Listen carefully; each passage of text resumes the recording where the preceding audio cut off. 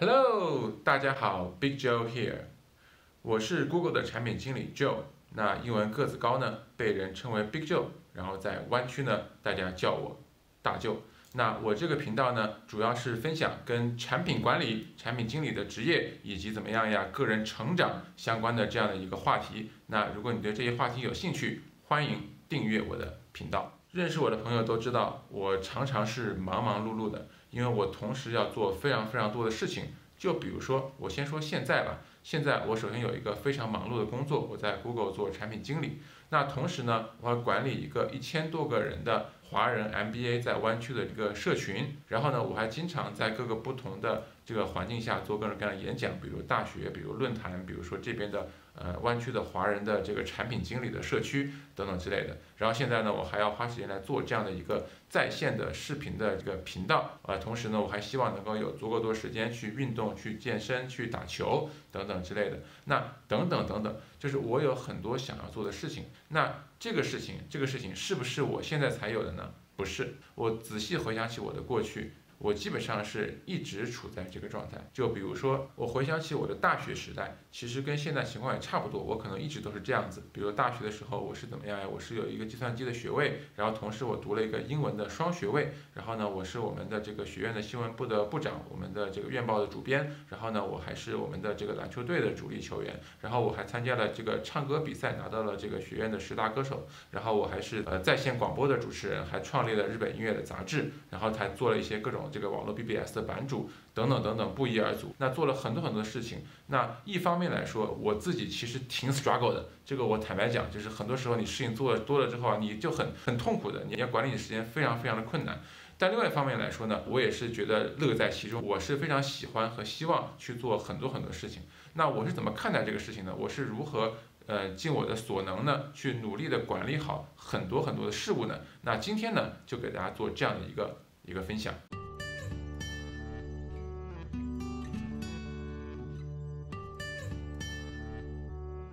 首先呢，我觉得我为什么会去思考这个问题呢？是因为我觉得一个人的时间真的是有限的。如果呢，在很多事情上你同时去做，然后呢，你没有管理好你的时间，就真的会掉链子。那不得不说呢，我其实也是经常会有掉链子的情况。一个例子呢，就是我当年在北大念研究生的时候，有一次在1个礼拜之内，我同时参加了一个英文演讲比赛和一个唱歌比赛。结果呢，怎么样呀？这2个我都被淘汰了因为你同时做太多事情的时候，你就怎么样，没有时间把任何一件事情做好。那其实这个事情其实给我自己是提了一个醒，告诉我说，我应该怎么样更好的管理我各个不同的项目。但是呢，我依然非常赞成或者是喜欢这样的一个生活，是要同时做很多的事情，要做更多的事情。我们不想做一个有局限的人生，我们只做那么一点点的事情就白天上个学，白天上个班，晚上怎么样回去打游戏、看看电视、睡觉。我觉得那是一个非常局限的人生。我们希望做出更多的事情。也许呢，我们是有一点点贪婪，但我希望呢，这是一个积极的贪婪。所以，如果你和我一样，也是有很多的想法同时去做，然后很多事情都有在你的心中，都希望能够做出更大的影响力的话呢，那我觉得这期节目一定会跟你很有共鸣。好，我先讲第一个分享。要了解到，如果你想把所有的事情都做得完美的话，你的时间是不够的。你如果有一个 list， 你有一个列表，说我要做1、2、3、4、5、6、7、8、9，好，你放在那儿是没有错。但是如果你说这个事情我也做得完美，这个事情做得完美，这个做得完美，全部加在一起，你24小时是不够的。因此我们要做一件什么事情呢？就是我们要把一个事情的时间要把它设置，它是有一个边界的，我们叫 set 一个 boundary， 或者叫 time box， 就是我只花这么多时间在这件事情上。那这个就是你去判断哪些事情是你觉得你需要设置边界的事情，就是说那些事情你虽然想做，但可能不是你最高优先级的事情。那举一个很简单的例子，就是我这个频道。我这个频道其实就是典型的，我是设置了这个时间的time box 的，就是或者一个时间的边界 time boundary。就是怎么说呢？你大家看我的频道，你可能会发现我这个频道做的其实不是那么精美，对吧？有的时候自己还是有很多的这个口误还是有很多事情没有讲得完全对那如果我想把它做得非常完美，我可以一遍一遍的录。但是我觉得这个重要吗？你多为了完美那么一点点，你花费10倍的时间，这个意义在吗？我觉得不在。有一点点口误，有一点点不完美，至少在我这件事情上，我认为是完全可以的。那我实际上怎么做的呢？我说，哎，我要录一个视频，我这个视频我就花30分钟录它。这个30分钟不管录的怎么样，我都怎么样，我都发布。这样的话就把自己的事情只限制在这个时间里面去做。再一个例子呢，就是我前段时间去买车的时候，因为我当时我的车呢以前是租的车，现在租车怎么样，它的这个租期到了，我要再去租一辆电动车。那我当时正在换组，我就特别希望我能够在换组结束前到新组报到前，把这个车的这个事情搞定。这样的话呢，我进入新组之后，我就不去烦这个事，我就可以怎么样把自己注意力完全集中在新组的工作上。所以最后呢，我就是在去新组之前把这个车怎么样定下来了。其实我没有做完美这件事情，我没有去跟所有的 dealer 谈，就是车行谈，我没有去研究所有可能的这个车型的这样的一个分类或者车型的这个选择项，我只是找了几个我觉得可能比较不错的车型，也和几个车行有一些交流，然后呢，我在里面选了一个最好的。那我当时做的目的就是我刚才讲的，我要把这个事情限制在一个时间范围内，我必须要在这一天之前做完这个事情。然后做完之后，这个结果不一定是完美的，因为我知道，如果这个事情你想做完美，你所需要付出的时间代价是非常非常高的，那这件事情是不值得的。所以你也一样，如果你有大量事情要做的时候，你去想一想哪些事情不是那么重要，不是你最高优先级的事情，你怎么样？你给它设置一个时间的一个边界，我们叫 time box 和 time boundary。那么只在这个时间里面做这个事情，做完之后呢，不要求完美，只要求你在这段时间之内做到一个最好的结果，然后 move on 做下一件事情。这呢就是第一点。第二点什么呢？就是 delegation， 就是要尽量让别人做事，让别人帮忙。就是不要什么事情都自己做，你的时间实在是太有限了，你要去 empower 别人，让别人跟你一起来做这件事情。这个呢，一定程度上就是怎么样，就体现了 leadership 了，就是你怎么能够鼓动别人来跟你一起来做这个事情。比如说，很多时候我做事情，我有很多想做的事，我可能不一定自己亲力亲为做。比如说现在我们做这个湾区的 MBA 俱乐部的夏季大聚会，那么连续几年呢，基本上都是我请一些志愿者的小伙伴来做这个事，我自己就不再亲力亲为做了，因为我可能也没有时间。那只要是我能够鼓动一些人来一起做这个事情，我觉得就已经是很好的一件事情了。那你也要做这样的事情。再比如说，我这个频道呢，现在我虽然是录这个节目，但是后期的制作呢，都是有很多志愿者来完成，或招募很多志愿者来帮我一起来做这样一个频道。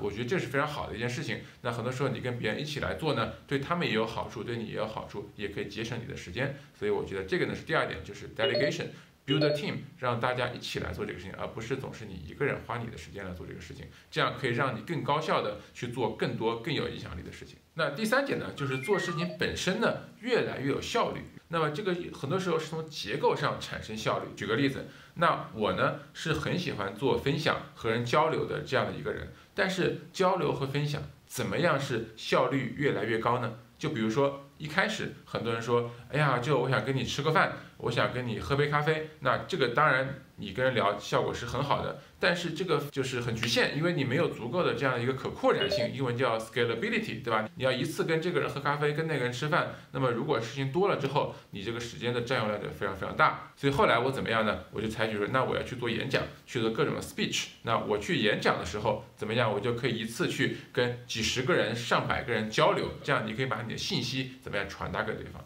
再往后怎么能再有可扩展性呢？怎么能再有 scalability 呢？那就怎么样？就要像我这样做视频的频道，通过这个频道的方式，你可以同时的传达到更多可能上千上万的人。所以呢，从结构角度来说，从系统角度来说，这样就使得你的交流更加有效率，更加 scalable。对，所以这个呢是你要想想看，从结构上怎么让这个事情做得更有效率。那其他的方面还有什么呢？就比如说重用和复用。比如说很多时候我在这个地方用的这个内容，我可以在另外一个地方也用这个内容，这样你就不用怎么样呀，就不用重新再去准备。那很多时候我和别人聊天的时候，别人如果请教问题，我会跟大家讲说，你请教我，我很欢迎。那么我们有什么问题，我会跟你分享。分享完之后，请你把我今天给你讲的内容写成一个 note 交给我。什么意思呢？我让他做一个记录之后呢，这部分信息我以后就可以通过怎么样，不管是通过演讲，不管是通过这个在线的分享的形式，重复利用，避免我下次还重新想我要讲什么的，这个也是非常非常好的。在这点里面还有一小点是什么呢？就是尽量的让事情这个我们叫 batch 起来，就是同时连续做一样的事情。就比如说，大家可以看到我做视频的时候，我经常是一次就做2个或者3个视频，这样的话呢，你就省去了每一次都要重新设置你的照相机的这样一个时间。所以呢，我觉得这个也是非常好的方法，就是把很多事情把它 batch 起来，这样的话你的效率也会提高。最后呢，第4个呢，就是一定要去选择不做什么事情。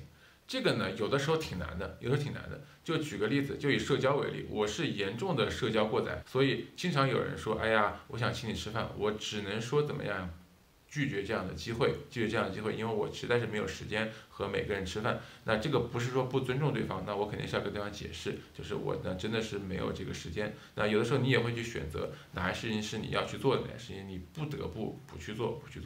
特别是你要选择的是怎么样的，很多事情对你做的事情的别的事情会有一些影响的啊。说到这个，我又想起来一个事情，就举个例子，当年我在读 MBA 的时候，有一次上午有一个面试，晚上也有一个面试。上午那个面试呢，其实我不是太想去的，晚上那个面试呢，其实是我挺想去的一个面试。结果呢，怎么样？由于我不懂得拒绝，我2个就都去了。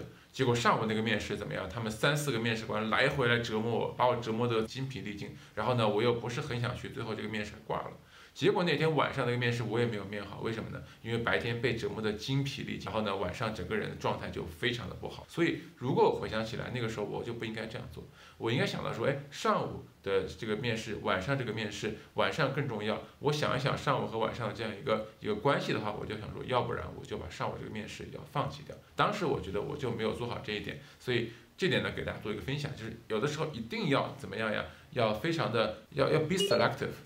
就是你很多事情，如果你真的觉得不适合做，就不要去做。那这点上还有一个很有趣的一个分享呢，叫做积极的拖延 （positive procrastination），就是积极的去说，哎，这事晚点再想吧，晚点再做吧。哎，跟你说，这个东西很有用的。很多时候你会发现，你当时想要去做的事情，可能过了一段时间你又不想去做了，哎，那说明这个事情就不值得做。所以，而你拖延了一段时间之后，你还想去做，那这个事情才是你的怎么样呀？真爱。所以说，这个可以帮助你筛出来哪些事情你真的想做，哪些事情你可能有一点想做，但不是真的特别想做。那这个呢，也是一个非常好的办法。那对你来说怎么样呀？所有的事情都可以拖延，给这个视频点赞，不能拖延，要做怎么样呀？就马上去做。好，现在我们进入到我们的一个回答问题的这样一个时间。